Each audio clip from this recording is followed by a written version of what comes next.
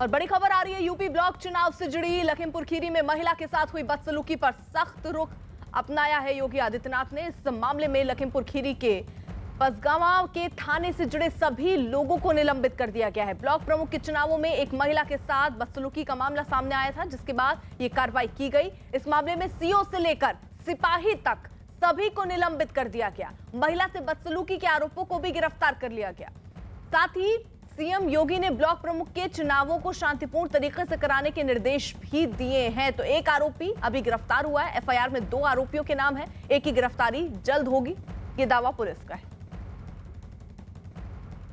मनोज शर्मा हमारे साथ लखीमपुर खीरी से इस वक्त जुड़ चुके हैं। मनोज, यानी देखिए सीएम योगी आदित्यनाथ सख्त नजर आ रहे हैं और पूरे के पूरे यानी सिपाही तक जो लोग हैं सबको सस्पेंड कर दिया गया।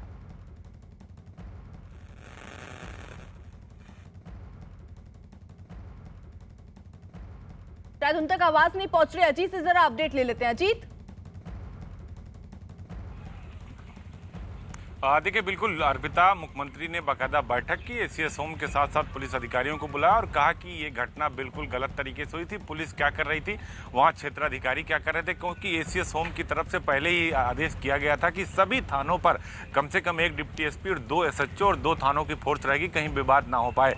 पहले ही इसके निर्देश दे दिए जा चुके थे, लेकिन उसके बावजूद ये जो घटना घटी लखीमपुर खीरी में, महिला के साथ अभद्रता हुई। महिला आज समाजवादी पार्टी कार्यालय पहुंची, अखिलेश यादव ने प्रेस कॉन्फ्रेंस की, उसको लेकर सीएम काफी नाराज थे और उन्होंने सीधे तौर पर पहले क्षेत्राधिकारी को सस्पेंड किया और एसएचओ को सस्पेंड किया। और अब यह खबर है कि उन्होंने पूरे के पूरे थाने को जो वहां पर थे सबको निलंबित कर दिया और विभागीय जांच के आदेश भी कर दिए गए हैं। तो इसी से आप अंदाजा लगा सकते हैं कि किस तरह मुख्यमंत्री गंभीर हैं, क्योंकि उन्होंने पहले भी कहा था कि किसी दल का हो, कितना भी बड़ा आदमी हो, अगर वो लॉ एंड ऑर्डर को हाथ में लेता, कानून को हाथ में लेता, तो उसके खिलाफ कार्रवाई की जाएगी, किसी को छोड़ा नहीं जाएगा। और ये जो हिंसा हुई है जिसको लेकर विपक्ष सवाल खड़ा कर रहा है, उसको लेकर सीएम काफी नाराज और लखीमपुर डीएम एसपी पर भी कार्रवाई हो सकती है, क्योंकि सीएम की जो नाराजगी है वो साफ तौर पर झलक गई है। और उन्होंने कहा कि इसकी रिपोर्ट मंगाई जाए, जो भी दोषी अफसर हैं उनको वो मौके पर क्यों नहीं गए, वहां पर पर्याप्त फोर्स क्यों नहीं लगी और ऐसा विवाद क्यों हुआ। तो डीएम और एसपी भी सीएम के रडार पर है फिलहाल इस वक्त। अर्पिता, ठीक है।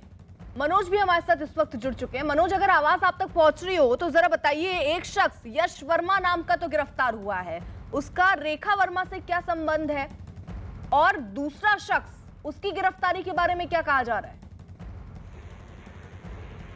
बिल्कुल, जो पसगांव में एक महिला प्रत्याशी और उसके प्रस्ताव के साथ अभद्र व्यवहार किया था, उस मामले में 2 लोगों के खिलाफ क्या नाम है, महिला प्रस्तावक ने और जो महिला प्रत्याशी थी उन्होंने तहरीर दी थी। यश वर्मा और ब्रिज किशोर के नाम तहरीर दी थी। ये दोनों बीजेपी के जो रेखा वर्मा के करीबी बताए जा रहे हैं। इसमें से यश वर्मा को गिरफ्तार कर लिया गया है। पुलिस की 4 टीमें गठित की गई थी उनकी गिरफ्तारी में। एक जो ब्रिज किशोर है उसको गिरफ्तारी के प्रयास किए जा रहे हैं। प्रशासन का कहना है कि जल्द से जल्द इन आरोपियों को गिरफ्तार, बचे हुए आरोपियों को गिरफ्तार किया जाएगा। जो अन्य लोग भी उसमें लिखाए गए थे तहरीर के आधार पर, उन लोगों को भी चिन्हित करके गिरफ्तारी के प्रशासन प्रयास कर रहा है। रहिए आप जरा साथ। उत्तर प्रदेश में कल ब्लॉक प्रमुख चुनाव के नामांकन के दौरान कई जिलों में जमकर बवाल हुआ था। कुछ जगहों पर बमबाजी हुई थी, फायरिंग हुई। अलीगढ़ हो, लखीमपुर खीरी हो या गोरखपुर, पीलीभीत हो, गोंडा हो या देवरिया, सभी जगह से तस्वीरें करीब करीब एक ही जैसी थी। कुछ जगहों पर हाथापाई और मारपीट की घटना भी हुई। हालात को काबू करने के लिए पुलिस ने कई जगह लाठीचार्ज का सहारा भी लिया।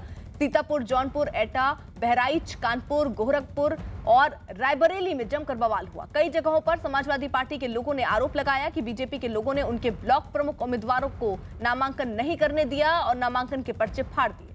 हालांकि बीजेपी ने इसका खंडन किया। हिंसा की हैरान करने वाली तस्वीरें सामने आने के बाद इस पर सियासत भी शुरू हो गई। ब्लॉक चुनाव में हुई हिंसा पर अब से थोड़ी देर पहले अखिलेश यादव ने प्रेस कॉन्फ्रेंस कर राज्य सरकार के इशारे पर हिंसा का आरोप लगाया। प्रदेश के मुख्यमंत्री योगी हों, उन्होंने किसको खुली छूट दी थी? कहीं यही लगता है कि भारतीय जनता पार्टी ने पूरी तरीके से गुंडों को छूट दी थी, जो चाहो सो करो। इसी वजह से हमारी बहन को अपमानित होना पड़ा, उसकी सहायता खींची। याद रखना, जिन अधिकारियों ने इस तरह का काम किया, उन अधिकारियों का भी हिसाब किताब किया जाएगा समय आने पर। अखिलेश यादव ने आरोप लगाया कि जब पूरे राज्य में यह हिंसा हो रही थी, अधिकारियों के मोबाइल बंद थे। पूरे उत्तर प्रदेश के अधिकारी, जो जिम्मेदार अधिकारी थे, उन्होंने अपने मोबाइल बंद किए हुए थे। कोई भी नेटवर्क के अंदर नहीं था, क्योंकि वो जानते थे कि अगर कोई बात आएगी तो उनके ऊपर आएगी, इसलिए उन्होंने मोबाइल को आउट ऑफ कवरेज एरिया कर दिया था पहले ही। जिस सरकार के अधिकारियों ने अपने मोबाइल को आउट ऑफ कवरेज एरिया कर दिया हो, तो उनसे क्या उम्मीद करोगे आप? अजीत, अखिलेश यादव तो बड़ा यहां पर आरोप लगा रहे हैं और कह रहे हैं कि अधिकारियों के मोबाइल उस वक्त बंद थे जब अलग अलग जगहों पर इस तरीके की घटनाएं हो रही थी। देखिए, बिल्कुल अखिलेश यादव ने जो आरोप लगाया है उस आरोप पर उन्होंने बात भी कही कि फोन उन्होंने किया था, लोगों के मोबाइल बंद थे या फिर लोगों ने उठाए नहीं।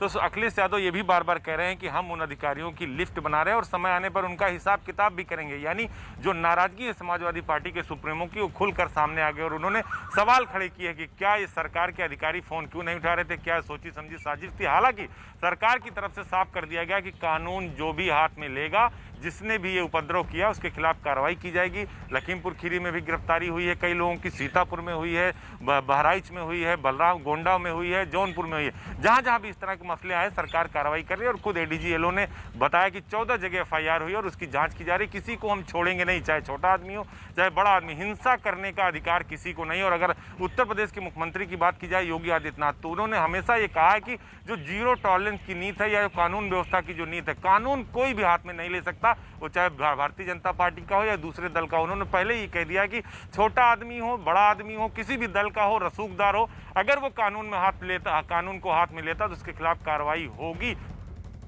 टोकरियों में आपको बड़ी खबर इस वक्त आ रही है। अयोध्या में बड़ा हादसा हुआ है। सरयू नदी में बहे एक ही परिवार के 12 लोग आगरा से अयोध्या घूमने दरअसल ये पूरा परिवार आया था, उसी बीच हादसे का शिकार हुआ। तो अयोध्या में ये बड़ा हादसा हुआ है। सरयू नदी में बहे लोगों की तलाश भी अभी जारी है। कितने लोग अभी वहां से निकाले जाते हैं, सीएम योगी ने जल्द तलाश करने के निर्देश भी दिए। अजीत,